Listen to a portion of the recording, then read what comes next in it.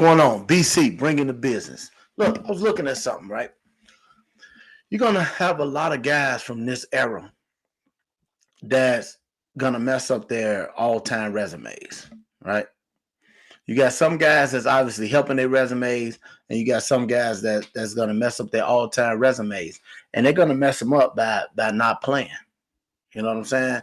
Not being available to play for whatever reason, whether it's injuries, whether it's just low management, you know what I'm saying, something like that. But these guys are not available, right? And one guy that comes to mind in particular is a Joel Embiid. Okay, I tell people all the time, if we being honest, right, and just say we trying to put together like a top 10 list, right, of players, whether top 10 all time, top 10 positions, whatever like that, if we talking NBA, right? So in order to do so, in order to take biases out of the equation, man, you're gonna have to have a list of criteria, right? And a big part of the criteria that you're gonna have to look at resumes. You got to look at a player's resume. So when you take a Joel Embiid, right, and you look at his resume, he has an MVP. He like a 7-time All-Star. Hold on, I'm gonna look up everything so you know what I'm saying, so you can see what I'm saying. He has an MVP, 7-time All-Star, 1 first team, 4 second team. We talking all NBAs. 3 times second defensive team, 2 times scoring champ, right? Okay. So when you look at that, right, he's gonna have a hard time adding to that. He's gonna have a hard time adding to that, especially now when they added the rule that you have to play the 65 games. Right? So him doing stuff like not playing back-to-backs or just being hurt all the time, stuff like that, period, is gonna mess him up when we sitting down 10 years from now and we looking to see where he is on the all-time list. It's gonna be hard to rank him certain spots because he don't play enough. You know what I'm saying? So now if we're trying to take away the what people call the eye test or people's personal opinions, we have to go to resumes, right? And his resume is going to be hurt due to him not being available, due to him low managing, due to not playing back to backs, due to him actually being hurt. So when you start looking at a list, and I come from an era, my era was the 90s, right? So now when you take somebody, I just read y'all Joel Embiid's resume. So now when you take somebody that's from this era and that's a fan of this era, and me and that person is sitting back and we debating who was better between David Robinson and Joel Embiid. Now I already told you Joel's resume, right? And we'll get into the playoff failures and all of that stuff. We'll get into that, probably a little later if we, you know what I'm saying, if I decide to get into that. But for the most part, I just want to look at the resumes, right? So now when we take a David Robinson also has an MVP. I told you Embiid was a 7-time All-Star. David a 10-time All-Star. Embiid 1-time first team. David 4-time first team, 2-time second team, 4-time third team, right? David got a defensive player of the year, 4-time all defensive first team, 4-time second team. He a scoring champion as well. He a rebounding leader. He a blocks leader, rookie of the year. So the point I'm making is Embiid is going to have a hard time adding to his resume because he don't play. You know what I'm saying? And especially when they put the new rule in where you got to play 65 games. So now you're not going to get any more All NBAs. You're not going to get any more. He didn't get a defensive player of the year, but you're not going to get any more MVPs. You're not going to get any more of this stuff because you don't play enough. You know what I'm saying? So guys nowadays not playing, they hurting their own careers. They don't, and before people chime in and say, well, if that rule was in effect, how would it affect David? It wouldn't have. David played. So if that rule was in effect where you had to play 65 games, David would have been shot 1 year. And that was his very last year where he played 64 games. Other than that, 82, 82, 68, 82, 80, 81, 82. You know what I'm saying? And then the year he got hurt, which he wouldn't have gotten anything. He only played 6 games. 73, then the lockout season, 49 of the, I believe it was 50 games, 80, 80, 78. And then, like I say, that last one, 64. So he was available. So that rule wouldn't have messed with him at all because he played. He was healthy. He was there. So how are you going to tell me that Embiid is better than him when you don't have anything to back it up? You know what I'm saying? Because again, if we taking the eye test away, we got to go to resumes. That's the only way that we're gonna make it fair. We got to go to resumes. You know what I'm saying? And when I say resumes, that's everything from stats to accolades to championships. All of that stuff factors in when it comes to resumes. So when we go there and we take the eye test out, we take the opinion out of it. David got him, man. You know what I'm saying? So players like that are gonna fall down the list because they're not playing nowadays, man. They're not playing, and so a lot of records are gonna be safe. Records like Stockton record is gonna be safe for a long time.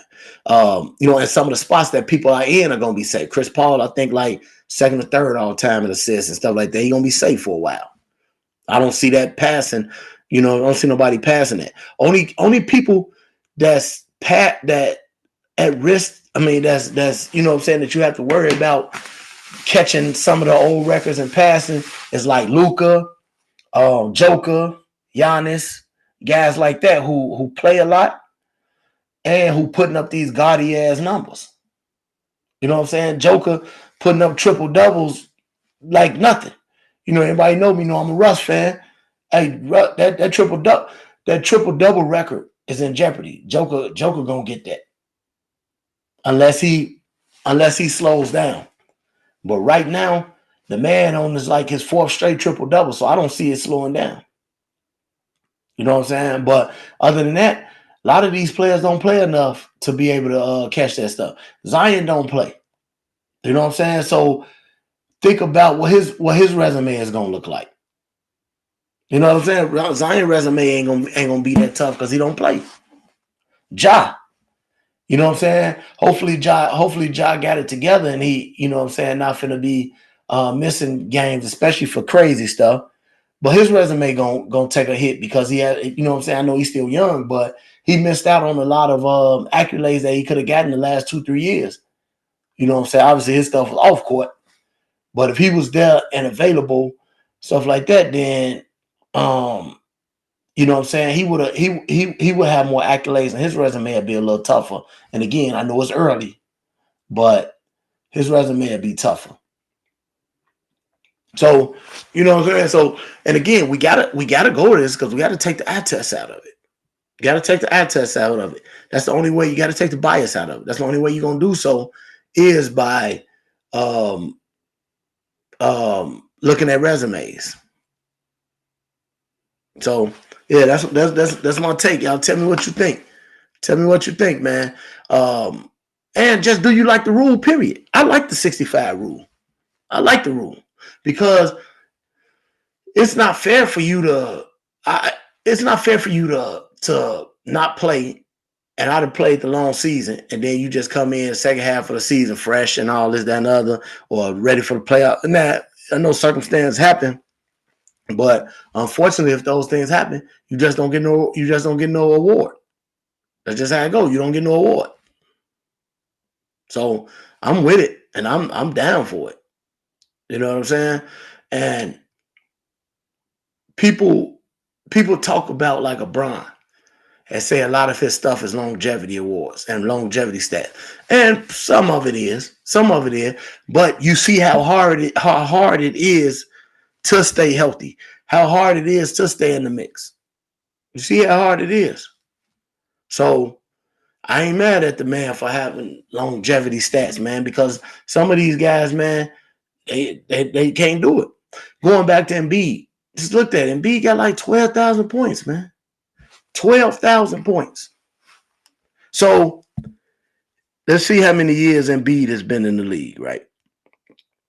So he got 12,000 points right now. Let's see how many years he's been in the league. Okay.